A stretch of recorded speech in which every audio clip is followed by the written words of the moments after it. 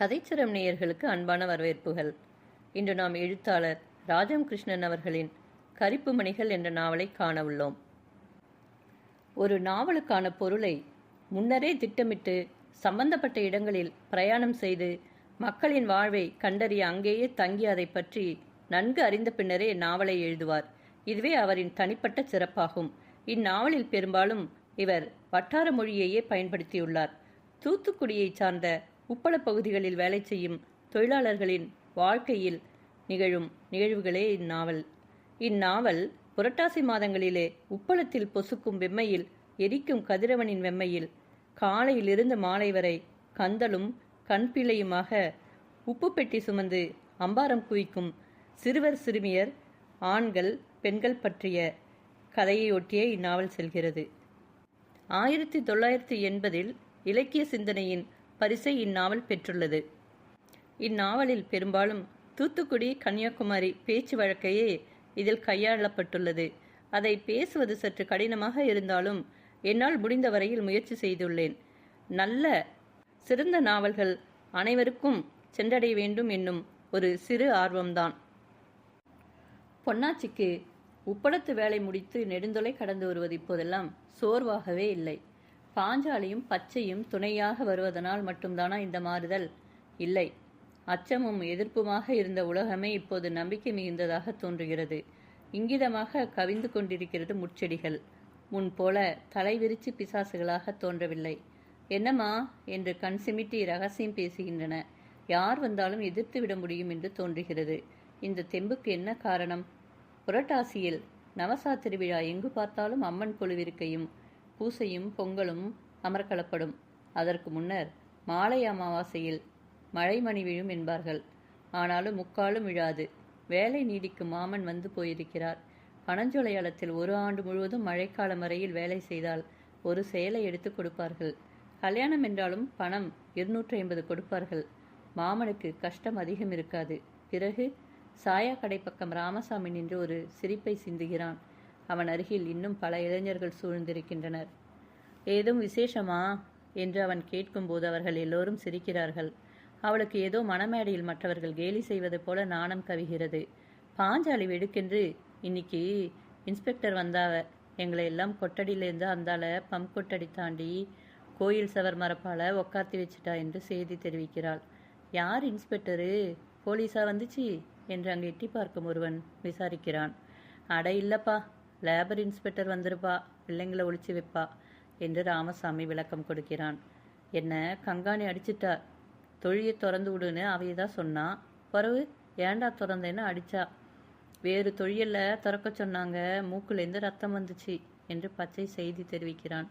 இருக்கட்டும், எல்லாத்துக்கும் விடிவு காலம் வரும். நாமெல்லாம் கோரிக்கை குடும்பம். ஞாயிற்றுக்கிழமை வாரம். பொன்னாச்சிக்கு பூமியில் கால்பாவி நடப்பதாகவே தெரியவில்லை. வீட்டு முற்றத்தில் இருள் பரவும் அந்த நேரத்தில் யாரோ கையில் பையுடன் நிற்கிறான். அறையில் பூப்பட்ட கையிலையும் மேனியில் ஒட்டாத பாம்பு தோல் போல படம் போட்ட சட்டையும் அணிந்து கையில் கடியாரம் கட்டி கொண்டிருக்கிறான். மோதிரம் விரலில் பளபளக்கிறது. முடியில் வாசனை எண்ணெய் தொட்டு சீவியிருக்கிறான். அருகில் வரும்போதுதான் திடுக்கிட்டார் போல நிற்கிறாள். சிரித்துக்கொண்டு அவளிடம் பையை அவன் நீட்டுகிறான். தங்கப்பாண்டி. தங்கப்பாண்டி எதற்கு வந்திருக்கிறான்? அவள் பையை வாங்கி கொள்ளாமல் தயங்கி நிற்கிறாள். அப்போது சரசி ஓடி வந்து, அக்கா, மாமா ஊரிலிருந்து இவ உன்னை பார்க்க வந்திருக்கா என்று செய்தி அவிழ்க்கிறாள். சின்னம்மா வரல, சோழி முடிஞ்சு நல்ல தண்ணிக்கு போயிருக்கா. வாங்கிக்க பொண்ணாச்சி, மாமா தான் என்ன அனுப்பினா. மாமா சுகந்தானா? மாமி புள்ளிய எல்லாம் எப்படி இருக்கா? போன வாரம்தான் மாமா வந்துட்டு போனா. சுகந்தான். ஆனால் மாமாவுக்கு வாய் குத்து மூச்சு குத்து வந்து படுத்திருக்காவ. அதான் என்னை அனுப்பிச்சாவ. கூட்டிட்டு வான்னு சொன்னாவ. உம்மா அனுப்பிச்சாவளா? அவள் கேட்டுக்கொண்டு அவனை சட்டை செய்யாமல் உள்ளே சென்று தாழிட்ட கதவை திறக்கிறாள். பச்சையிடம் அவன் பையை கொடுக்கிறான். என்ன அது? ஒன்றும் பொண்ணாச்சி, கொஞ்சம் சேவும் முட்டாயும் வாங்கியாந்த. பிறகு கட்டிக்க போகிற பொண்ணை வெறுங்கையோட பார்க்க வருவனா? அவன் சிரிப்பு வெண்மையான பற்கள் இருட்டில் கள்ளமில்லாததாக பளிச்சிடுகிறது. ஒரு கணம் அவள் குலுங்குகிறாள். மாமன் இந்த அப்பிசையிலேயே கல்யாணத்தை முடிச்சிடலாம்னு சொன்னாவ. அதான் அங்கே பாத்தி காட்டு அனுப்பியிருக்கிறாவ. திருச்சி கூட்டியாந்துட்டேன். உடம்பு முடியாமல் போச்சுன்னாவா தீர்வு கட்டலை. முனிசிப்பு ஆளுகளை விட்டு உப்பை வாரிட்டு போயிட்டா. பிறகு நான் தான் 500 கடன் கொடுத்தேன். தூத்துடி போய் அத்தை கூட்டிட்டு வந்துடுவானுவ. இவனும் குடித்திருப்பானா என்று ஐயம் கொண்டவள் பார்க்கிறாள். நிச்சயமாக மாமா இப்படி சொல்லி இவனுடன் புறப்பட்டு வர அனுப்பியிருக்க மாட்டார். வேலுவை அனுப்பினாலும் அனுப்பியிருப்பார். வேலு கால் பரீட்சை முடிந்து ஊர் திரும்பி இருப்பானோ? எப்படினாலும் நான் இப்போ உங்க கூட புறப்பட்டு வர்றதுக்கு இல்லை. மாமாவுக்கு உடம்பு முடியலினா சங்கடமாக தான் இருக்கு. இன்னைக்கு விசால வெள்ளி போவ, ஞாயிற்றுக்கிழமை நான் வாரேன். இல்லாட்டி பச்சை அனுப்புறமுன்னு சொல்லும். அவன் மேலே பேச்சு பேசுவதற்கு இடமில்லாமல் அவள் உள்ளே சென்று விடுகிறாள். தங்கப்பாண்டி பையை திரும்ப பெற்றுக்கொண்டு ஏமாற்றத்துடன் அங்கிருந்து அகலுகிறான். மாலை அமாவாசையின்றி மழை மணி விழும் என்ற எதிர்பார்ப்புடன் உப்பளத்தில் கெடிபிடியாக வேலைகள் நடக்கும். மழை மணி விழுந்துவிட்டால் உப்பு காலம் தூத்துக்குடியில் ஓய்ந்துவிடும் என்று தீர்த்து விடுவதற்கில்லை. பருவமழை நாகப்பட்டினம், பாண்டிச்சேரி, கேரளத்துக்கரை என்று எங்கு அடித்து கொட்டினாலும், புயல் சுழன்று அடித்தாலும் தூத்துக்குடி உப்புக்கு பெருஞ்சேதம் விளைவிக்க உடனே வந்துவிடாது. உப்பு காலம் தீபாவளியை தாண்டி நீடிப்பதுண்டு. ஆனால் மழை மணி விழுந்தால் உப்பு விலை ஏறும். தொழிலாளருக்கு வேலை கடுமையாகும். மழை அவர்களுக்கு செழிப்புக்கும் வன்மைக்கும் பயன்படாததாக தொழிலை முடக்கி முதலாளிகளுக்கு லாபத்தை கொண்டு வரும். அந்த லாபம் தொழிலாளருக்கு உபரியாக வன்மை கூட்டாது. எனவே அந்த காலங்களில் மிக தீவிரமாக உப்பை வாரி தட்டு மேடுகளில் சேர்ப்பதும், மழையில் கரையாமல் ஓலை தடுப்பு போடுவதும், அல்லது விரைவாக விற்று மூட்டைகளாக்கி விலையேற்ற காலத்தில் அம்பாரங்களை கரைப்பதுமாக பணிகள் நிற்கும். இந்த காலத்தில் தொழிலாளர் அனைவரும் திரண்டு மேலிடத்துக்கு தங்கள் கோரிக்கைகளை வைத்தால், முக்கியமாக பனஞ்சோலையாளத்திலும் தொழிலாளர்கள் ஒன்றுபட வேண்டும். ஞாயிற்றுக்கிழமை வாரேன் என்ற சொல் பொன்னாச்சியின் செவிகளில் ஒலித்து கொண்டுதான் இருக்கிறது. சின்னம்மா அதிகாலையில் 4 மணியிலிருந்து 6 மணி வரையிலும் உப்பு அரவை ஆலையில் அதிகப்படி வேலை என்று 3 மணிக்கு எழுந்து போகிறாள். சரசிக்கு செங்கமலத்தாச்சின் வீட்டில் படுக்கை. அதிகாலையிலேயே பொன்னாச்சி எழுந்து கிணற்றிலிருந்து தண்ணீர் இறைத்து வந்து நிரப்பி வீடு பெருக்கி பாண்டம் கழுவி துப்புரவு வேலைகளில் ஈடுபடுகிறாள். அப்பன் எழுந்து பின்புறம் செல்கிறார். செங்கமலத்தாச்சி வழக்கம் போல வாயிற்படியில் அமர்ந்து சாம்பர் கட்டியை வைத்து பல் துலக்குகையில் ராமசாமி, பழனிவேலு, மரியானந்தம், மாசானம் எல்லோரும் வருகின்றனர். உங்களை பார்த்து போகத்தான் வந்திருக்கோம் ஆச்சி என்று ராமசாமி புன்னகை செய்கிறான். எல, பொய் சொல்லாத.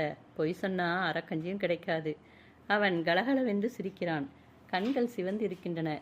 முடி சீவி புதுமையாக அவன் தோற்றமளித்தாலும் தூங்கி இராத அயர்வு அவன் முகத்தில் தெரிகிறது. சத்தியமா ஆச்சி, உங்களைத்தான் பார்க்க வந்தது. இங்கே தொழிலாளர் பொண்டு வலை 1 சேர்க்கணும்னு உங்களைத்தான் கேட்க வந்தேன். பொண்டு வலை 1 கேட்குறதா? ஆதி நாள்லேருந்து அது முடியாத காரியம்னு தீந்து போயிருக்கே, உனக்கு தெரியாதால என்று கேட்டுவிட்ட ஆச்சியே பதிலையும் கூறிக்கொள்கிறாள். ஆனால் உனக்கு எப்படி தெரியும்? உங்கள் அப்பச்சிக்கு ஆத்தா முதல்லையே செத்துட்டா. அவைகளோட பிறந்தவெல்லாம் ஸ்லோனில் கிடக்கா. மாமி, நாத்தினி, மைனி சண்டை, சக்காலத்தி சண்டை ஒன்றும் பார்த்துருக்க மாட்டா. பொண்டு வலை 1 சேர்க்கணும்ன்ற அது ஆவாத காரியமில்ல. ஏட்டி சரசி, ரூமை பெருக்கி போடுறி. ஆச்சி மகிழ்ச்சியான நிலையில்தான் இருக்கிறாள் என்று ராமசாமி புரிந்து கொள்கிறான். சரசி பரபரவென்று முன்னரையை பெருக்கி தள்ளுகிறாள். பாதி முடிந்த ஓலைப்பெட்டியை நகர்த்தி வைத்து பெஞ்சியை துப்புரவாக்குகிறாள். வாங்க, உள்ள வந்து இருங்க. செம்பு நீரெடுத்து பின்புறம் சென்று வாய் கொப்பளித்து விட்டு சேலை தலைப்பால் முகத்தை துடைத்து கொண்டு வருகிறாள். நெற்றியில் நீண்ட பச்சைக்கோடு, இடதுபுறங்கையில் ஒரு யாகசாலை கோலம். கைத்தண்டின் உட்புறம் 3 எழுத்துக்கள் தெரிவதை ராமசாமி கவனிக்க தவறவில்லை. அது முத்திருளாண்டின் பெயர் அல்ல. அவர்கள் பெஞ்சியில் அமர்ந்து கொள்கின்றனர். ஏட்டி, ஒரு யானத்தை எடுத்துட்டு போய் இட்லி வாங்கிட்டு வா. சாம்பாருக்கு தூக்கு கொண்டு போ. மீண்டும் உள்ளே சென்று மெதுவான குரலில் சரசிக்கு கட்டளையிடுவது அவர்கள் செவிகளில் விழுகிறது. சரசு சொக்குவின் வீட்டுப்படியில் பெரிய போகனியை வைத்துக் கொண்டு நிற்கும் போதுதான் திண்ணை மெழுகும் பொன்னாச்சி பார்க்கிறாள். போகனியை கொண்டு வந்திருக்கிறாள் இட்லிக்கு. 6 வந்திருக்கிறதுடி, 6. அவியதான் 6 வந்திருக்கிறாவ. பொன்னாச்சி முற்றத்துக்கு 10 வயசு சிறுமியாக ஓடி வந்து சன்னல் வழியாக பார்க்கிறாள். அவன் குரல் கேட்கிறது. ஆச்சி, ஏன் இப்படி சிரமப்படுறிய? நாங்கள் டீ குடிச்சிட்டு தான் வாரோம். அது தெரியுமில என்று இலைக்கிழிசல்களில் இட்லியும் சட்டினியும் எடுத்து வைக்கிறாள். போய் ஆறுமுகத்தின் கடையில் நல்ல டீயா 4 டீ, ரொம்ப சக்கரை போட்டு கொண்டாட சொல்லிட்டு வா என்று விரட்டுகிறாள். அவர்கள் சாப்பிடுவதை பார்த்து கொண்டு அவள் நாற்கட்டிலில் அமர்ந்திருக்கிறாள். எல்லோரும் வீச்சும் விரைப்புமாக வளர்ந்திருக்கும் வாலிப பிள்ளைகள். ஊட்டமும் செழுமையும் இல்லாமையும் சிறுமையும் நெருக்கினாலும் வாலிபம் கிளர்ந்தெழும் பிள்ளைகள். அவர்கள் அங்கே சாப்பிடுவதை படத்திலிருந்து அவன் பார்த்து கொண்டிருக்கிறான். காலையில் எழுந்ததும் அவனுக்கு 4 இட்லியும் சொக்கு கொண்டு வந்து வைத்து விடுவாள். அதை கண்ட பிறகுதான் அவன் எழுந்து முகம் கழுவிக்கொள்வான். அந்த பெஞ்சில் தான் அவன் படுத்திருப்பான், உட்கார்ந்து பேசுவான், படிப்பான். அவன் போன பிறகு அவள் இட்லி தின்பதையே விட்டுவிட்டாள். பையன் தேநீர் கொண்டு வருகிறான். அதை அவளே அவர்களுக்கு எடுத்து கொடுக்கிறாள். நீங்கள் ஒன்றும் எடுத்துக்கலையாச்சி? நான் சாயா குடிக்க மாட்டேன். இதா கருப்பட்டி போட்டு நீர் கொதிக்க வச்சு 2 காப்பி தூளை போட்டு இறக்கி வச்சிடுவேன்.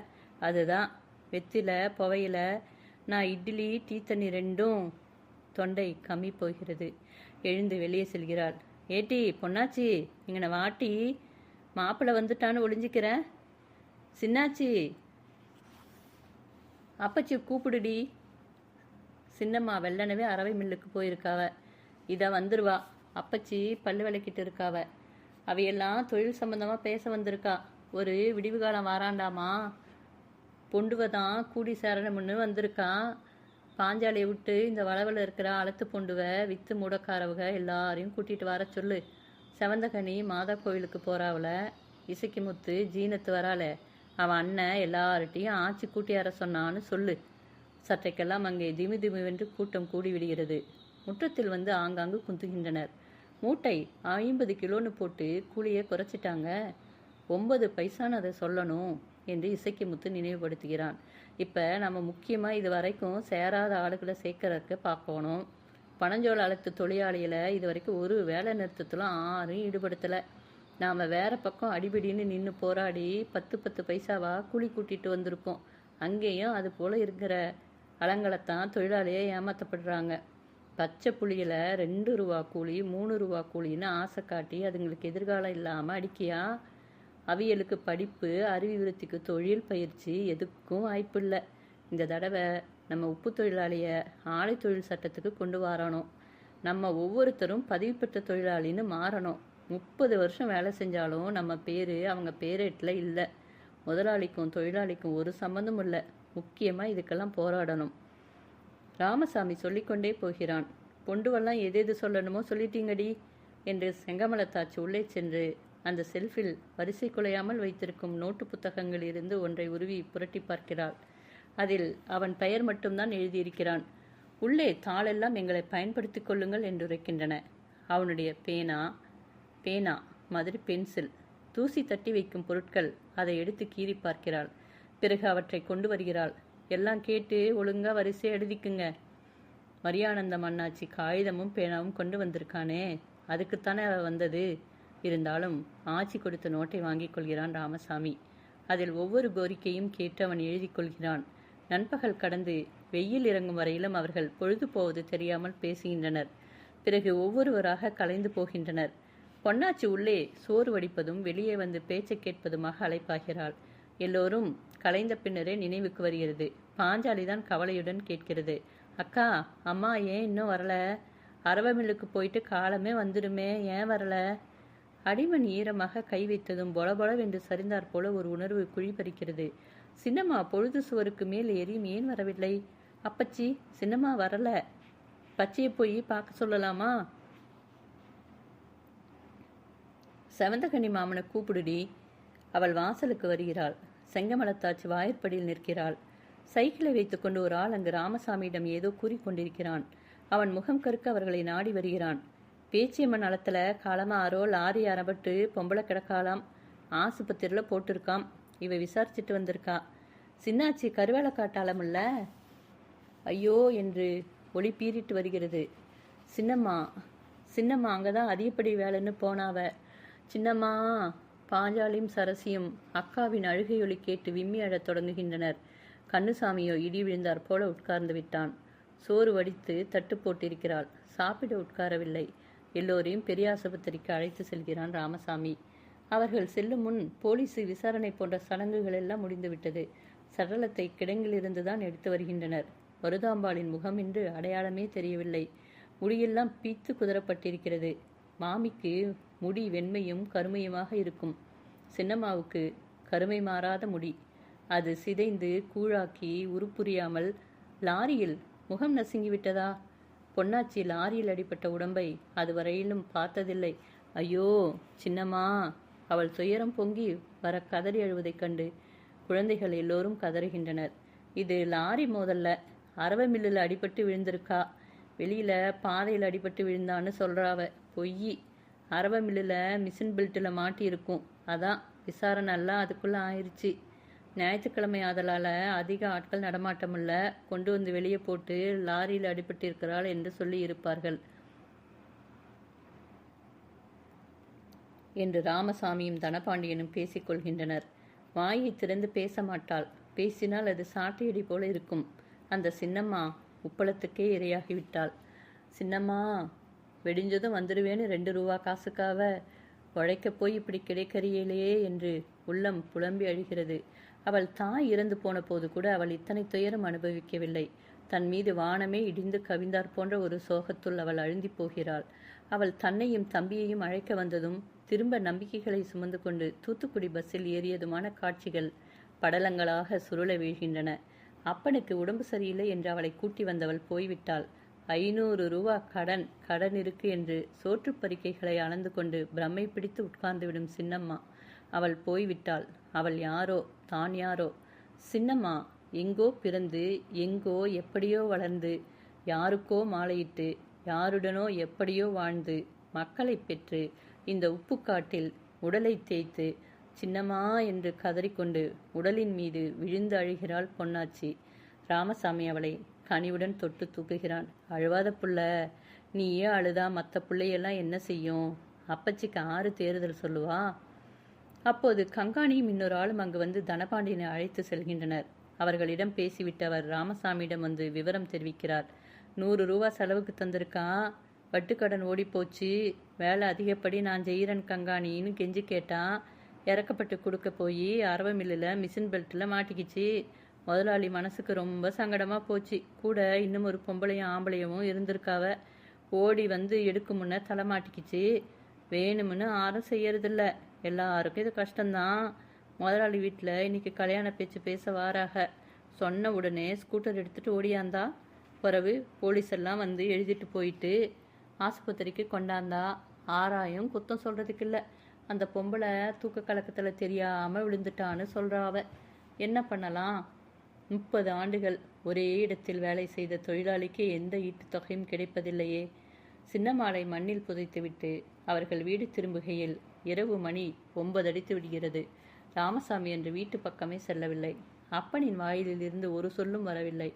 அழக்கூட தெரியாத சிலையாகிவிட்டார். சிவந்தகனிதான் அவரை முழுக செய்து கொண்டு வந்து உட்கார்த்தினான் திண்ணையில். சிவந்தகனியின் மனைவி சோறாக்கி வந்து அவர்களுக்கெல்லாம் போட்டாள். ராமசாமியும் படுக்கவில்லை. செங்கமலத்தாச்சியும் உட்கார்ந்திருக்கிறாள். என்னை விட்டுட்டு போயிட்டா நான் என்ன பண்ணுவேன் என்று கண் தெரியாமல் விம்மும் அப்பனை பார்த்தாலே பொன்னாச்சிக்கு அழுகை வெடிக்கிறது. ஏட்டி அழுவுற? அழுதா என்ன ஆகும்? அவள் போயிட்டா மவராசி. அந்த பைய காட்டில் மடிஞ்சு கிடந்தப்ப ராப்பாவெல்லாம் என் பவத்தில் உட்காந்து கிடந்தா. வேலைக்கு போகலை. நான் 1 மாதம் இப்படியே உட்காந்து கிடப்பேன். படுக்க மனமிராது. அளத்துலேருந்து வந்து உட்காந்து தேத்துவா. உங்களுக்கு ஆறுதல் சொல்கிற துக்கமில்லாத. ஆனால் இப்படியே இருந்துட்டா எப்படி? இந்த உலகத்தில் நினச்சி பார்த்தா நமக்கெல்லாம் சுகமேது, துக்கமேது? ஒரு ஆம்பளைக்குன்னு அடிமைப்பட்டு புள்ளக்கட்டையை பெறது சுகமுனா, அதில் இன்னொரு பக்கம் எம்புட்டு நோவும் நெம்பரமும் இருக்கி. பொம்பளை சுகமும் துக்கம்தான்ப்பா. அதெல்லாம் இன்னைக்கு நினச்சி பார்க்க சுகமேது, துக்கமேது? சுகப்பட்டவன் நீண்டு நிற்கிறதும் இல்லை, துக்கப்பட்டவன் மாஞ்சி போயிடுறதும் இல்லை. சினிமா பார்க்க போகிறான் இப்பெல்லாம். அதில் சுகம், துக்கம், பாட்டம், ஆட்டம், அழுக எல்லாம் வருது. கடைசியில் ஒரு முடிப்பை போட்டு மணி அடிச்சிடுறாங்க. எந்திரிச்சு வாரோம். அப்படித்தான். பொன்னாச்சி கண்ணீர் காய்ந்து கோடாக அசையாமல் உட்கார்ந்திருக்கிறாள். அவள் கூந்தல் தோள்களில் வழிந்து தொங்குகிறது. மங்களான நிலவொளி தவிர வேறு விளக்கு அவர்கள் வைத்து கொள்ளவில்லை. நேற்று இந்நேரம் கூட உசுரா இருந்தா. இப்படி போயிடுவான்னு கொஞ்சம் கூட நினப்பு இல்லை என்று நினைவு கொள்ளும்போது சோகம் தாழாமல் குழிப்பறிக்கிறது. அவளுக்கு ஆட்டம் முடிஞ்சு மணி அடிச்சிட்டா. ஆண்டவ இல்லாட்டா எதுக்கு இந்த கூலிக்கு போறா? பொம்பளையா பிறக்கிறதே பாவம்தான். கல்லில் நீதா போய் இடிக்கிற, முள்ளில் நீதா காலை வச்சு குத்திக்கிற. ஆனால் கல் இடிச்சிச்சு, முள்ளு குத்துச்சுன்னு தான் உலகம் பேசும். ஏன்னா கல்லும் முள்ளும் எதிர்த்துட்டு வராது. பாத்திக்காட்டில் இளவயசாக ஒரு புள்ள வந்துட்டா அந்த காலத்தில் யாரும் என்னேன்னு செய்யலான்னு இருந்தது. பிறவு என்ன? மருதாம்பா கெட்டவ. புருஷன் இருக்கையில் விட்டு ஓடிட்டா. அவ மானமில்லாது தான் பேசுவா. அந்த காலத்தில் நான் தெருவில் போனால் காரி உமிஞ்சவங்க உண்டு. சண்டையில் போராடி கெளிச்சு வந்தாலும் அவன் மேலே எதிராளி அம்புப்பட்டு வடு இல்லாமல் போவாது. அப்புட்டு எத்தனையோ வடு. இன்னைக்கு எல்லா வடுவையும் சுமந்துட்டு நான் இருக்கேன். ஆச்சின்னு வாராக. சோத்துக்கு தட்டில்லாத புழக்கம், சல்லி புழக்கம். தொழில் இல்லாத காலத்தில் அத்தையும் இத்தையும் வச்சு 10-20ன்னு வாங்கிட்டு போறாவ. கூலி காசில் அப்பப்போ கடன் கொண்டு வந்து தாராவ. அவள் போராடி செய்க்காமையே போயிட்டா. ஆச்சி தகரப்பெட்டியை திறந்து துணியில் சுற்றிய வெற்றிலை எடுத்து நீவி விட்டு கிழித்து சுண்ணாம்பு தடவி அரைப்பாக்கையும் அதையும் போட்டுக்கொள்கிறாள். ராமசாமி அசையவில்லை. பொன்னாச்சிக்கன்று சோலை தன்னை துரத்தி வந்தது நினைவில் நெருடுகிறது. ராமசாமிக்கு அதை அவள் சாடையாக கூறினாள். சோலை என்ற பெயரும் கூறவில்லை. அவன் அவளிடம் வெறுப்பு காட்டாமல் இருப்பானோ? ஆச்சி புகையிலை சாறை வெளியில் போய் துப்பிவிட்டு வருகிறாள். பொழுது 2 மணி இருக்கும். வேலை வெட்டிக்கு போவானாமா? உன் ஆத்தாவுக்கு சொல்லி அனுப்பினியா ராமசாமி? இல்லை, ஆனால் சொல்லியிருப்பா. மாசானம் கங்காணிட்டையும் சமாளிச்சுக்குன்னு சொன்னேன். செத்த படுத்து உறங்கணும். 3 நாளாக ராவில் தான் வேலை. ஆனால் இப்போ படுத்தாலும் உறக்கம் பிடிக்குமான்னு தெரியல. ஒரு உப்பட தொழிலாளியின் குடும்பம் எப்படி இருக்குங்கிறதுக்கு இந்த குடும்பமே போதும். 30 வருஷம் வேலை செஞ்சும் ஒரு பிசுக்கும் ஒட்டலை. பெரிய போராட்டத்துக்கு நாம் கொடியெடுத்துத்தான் ஆகணும். கட்சி கிச்சின்னு ஒன்றும் ஒதுங்கக்கூடாது.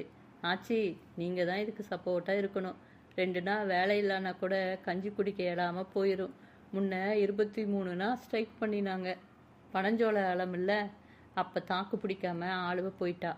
கூலி குறைஞ்சி போச்சு. அப்படி அத்திவாரம் இல்லாத வீடு கட்டக்கூடாது. ஆச்சி ஏதும் மறுமொழி கூறவில்லை. புகையிலை காரத்தில் அமைந்தவளாக மௌனமாக இருக்கிறாள். பிறகு பொன்னாச்சி கிளப்புகிறாள். போட்டி, போய் செத்த படுத்து உறங்கு. மாமனுக்கு சொல்லி அனுப்பியிருக்கு. வெடிஞ்சி அவையை துட்டிக்கு வருவா. அப்பச்சி என்னையோன்னு பாரு. வெடிஞ்சி மற்றது பேசிக்கலாம். பொன்னாச்சி பெருஞ்சோரத்திலிருந்து எழுந்திருக்கிறாள். நீ இந்நேரம் வீட்டுக்கு போவாட்டி இப்படியே கடந்து உறங்கு. தலையாணி போர்வை தார என்று ராமசாமியிடம் கூறுகிறாள். அதெல்லாம் தேவையில்லாச்சு. உறக்கம் வந்தால் நின்றுட்டே கூட உறங்கிடுவேன். இப்போ நீ பாயி தலையாணி தந்தாலும் உறக்கம் வராது போல இருக்கி. போட்டி போ, ஏன் நிற்கிற? பொன்னாச்சி அங்கிருந்து அகலுகிறாள். ராமசாமிக்கு ஒரு தலையணை கொண்டு வந்து ஆச்சி கொடுக்கிறாள். ஆத்தாட்ட இந்த பிள்ளையை பற்றி சொல்லியிருக்கியால? அவன் திடுக்கிட்டார் போல நிமிர்ந்து பார்க்கிறான். உடனே மறுமொழி வரவில்லை. அம்மாவின் நினைப்பு மாறானது. அவள் உப்பளத்தில் வேலை செய்யும் பெண்கள் யாரையும் மருமகளாக கொள்ள ஒப்பமாட்டாள். சண்முக கங்காணியின் தங்கச்சி மகள் வாகைக்குளம் ஊரில் இருக்கிறதாம். 8 பிள்ளைகளுக்கு நடுவே பூத்திருக்கும் அள்ளி மலராம். அவன் செவி கொடுத்து கேட்கவில்லை.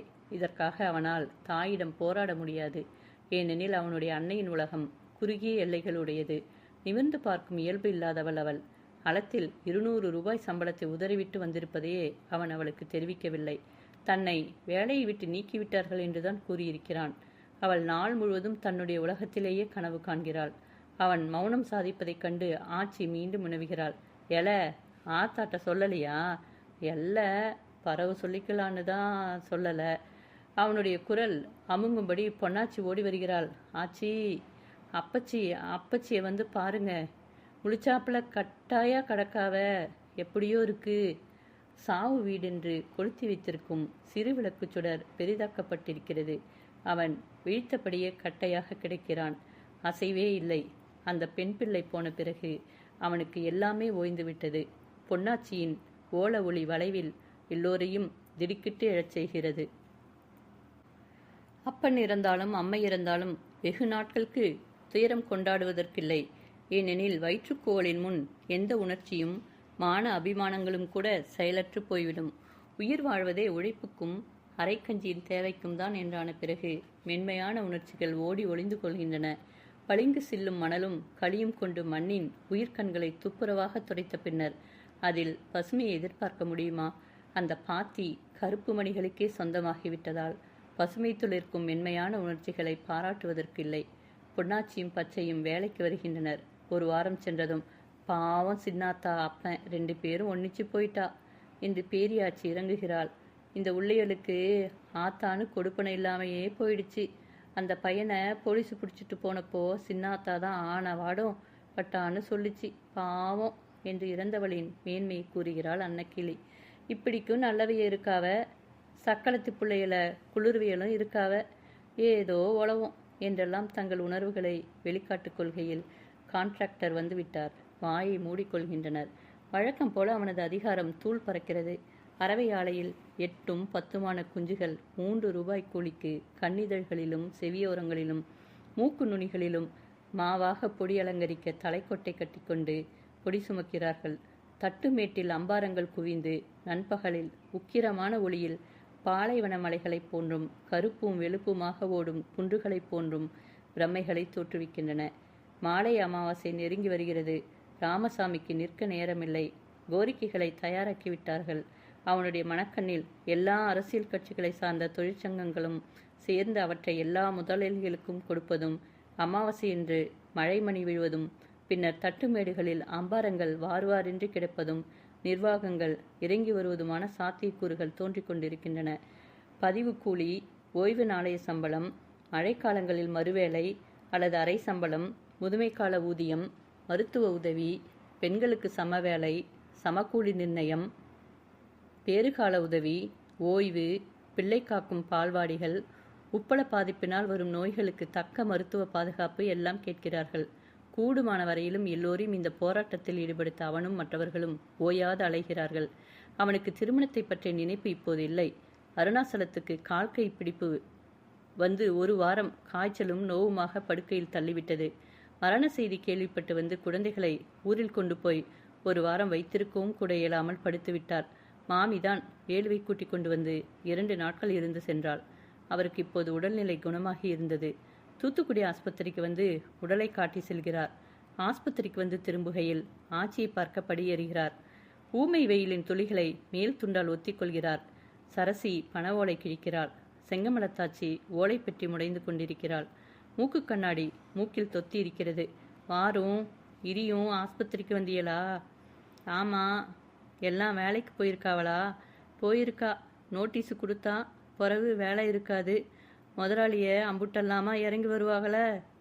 கருக்கள் விடியுதுன்னா லேசா என்று கூறிக்கொண்டு பெட்டியை வைத்துவிட்டு மூக்கு கண்ணாடி கட்டிக்கொள்கிறாள். ஓலை கிடைக்குதா? முன்னெல்லாம் ஆடி மாதம் வாங்கி வச்சுப்ப. இப்போ ஒன்றும் செய்யாமல் இருந்துட்ட. நேற்று போய் திரிஞ்சு வாங்கியாந்தேன். மழைக்காலம் வந்துட்டா கடனுக்கு வருவாக. வேலையை விட்டு நின்னாலும் கையில் காசுக்கு என்னையவே. இப்போத்தான் வாரியாளா? சாப்பாடு எதுவும் வைக்க சொல்லட்டா? எல்லாம் ஆச்சு. காலமையே வந்துட்ட. வட்டுக்கடன் வாங்கி சொசைட்டிக்கு தீர்வை கட்டிட்டு இப்போ பிரிக்கிற இந்த தரகம் பயலுக்கு காசா இல்லை? 10 ரூபாய்க்கு இப்போ வா அப்போ வான்றான். அட ரீசை கேன்சல் பண்ணிட்டு போகிறா. நீரே இத்த கட்டிக்கிட்டு அழுவுறியன்றா. ஒரு மனுஷன் பேசுகிற பேச்சா இது? நாமெல்லாம் மனுஷங்களா இல்லையான்னு இப்போ எனக்கே சந்தேகமாக போச்சு. உங்ககிட்ட உண்மையை சொல்கிறேன். ஆச்சி பேசவில்லை. அவருக்கு ஆற்றாமை தாழாமல் வருகிறது.